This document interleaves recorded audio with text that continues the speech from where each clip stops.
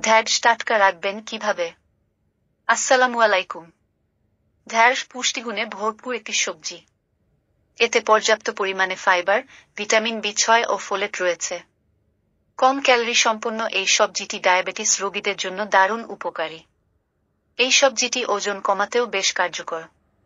তবে ঢ্যাঁড়স খুব তাড়াতাড়ি পচে যায়। এ কারণে দীর্ঘ সময় ঢ্যাঁড়স ঘরে রাখা কঠিন হয়ে পড়ে।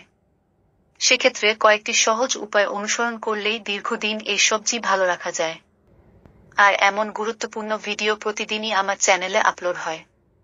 দয়া করে ভিডিওতে একটা লাইক দিয়ে ভিডিওর পরবর্তী অংশটুকু কন্টিনিউ করবেন। তো চলুন জেনে নেওয়া যাক কিভাবে ঢ্যাঁড়স টাটকা রাখবেন তার কয়েকটি টিপস। ১. কোনো ঢ্যাঁড়সগুলি একটু নরম কেনার সময় দেখে নিন। বেশি শক্ত ঢ্যাঁড়স না কেনাই ভালো। বেশি বীজওয়ালা এবং লম্বা ঢ্যাঁড়স কখনই কিনবেন না। সবসময় মাঝারি মাপের ঢ্যাঁড়স কিনুন। বেশি বড় ঢ্যাঁড়স খুব তাড়াতাড়ি নষ্ট হয়ে যায়। ২. অনেকেই ঢ্যাঁড়স কিনে এনে সোজা ফ্রিজে ঢুকিয়ে দেন। কিন্তু একসঙ্গে অনেক ঢ্যাঁড়স রাখলে দ্রুত পচে যাওয়ার সম্ভাবনা থাকে। এ কারণে অল্প অল্প করে ঢ্যাঁড়স নিয়ে খবরের কাগজে মুড়িয়ে ফ্রিজে রাখতে পারেন।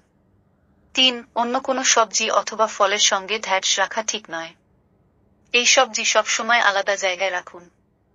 এমনকি ফ্রিজে আলাদাভাবে রাখলেও অনেকদিন পর্যন্ত এই সবজি ভালো থাকবে। ৪. ঢ্যাঁড়স সব সময় শুকনো জায়গায় রাখুন। ভেজা বা স্যাঁতসেঁতে জায়গায় রাখলে ঢ্যাঁড়স খুব তাড়াতাড়ি পচে যায়। এ কারণে যেখানে ঢ্যাঁড়স রাখবেন, খেয়াল রাখবেন সেখানে যাতে কোনোভাবে পানি না লাগে।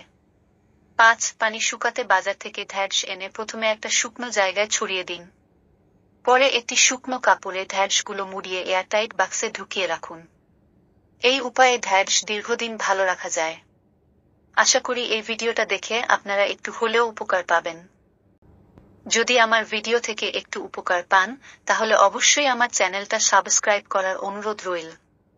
আবার দেখা হবে নতুন কোনো ভিডিও নিয়ে। সে পর্যন্ত সকলেই ভালো থাকুন। আল্লাহ হাফেজ।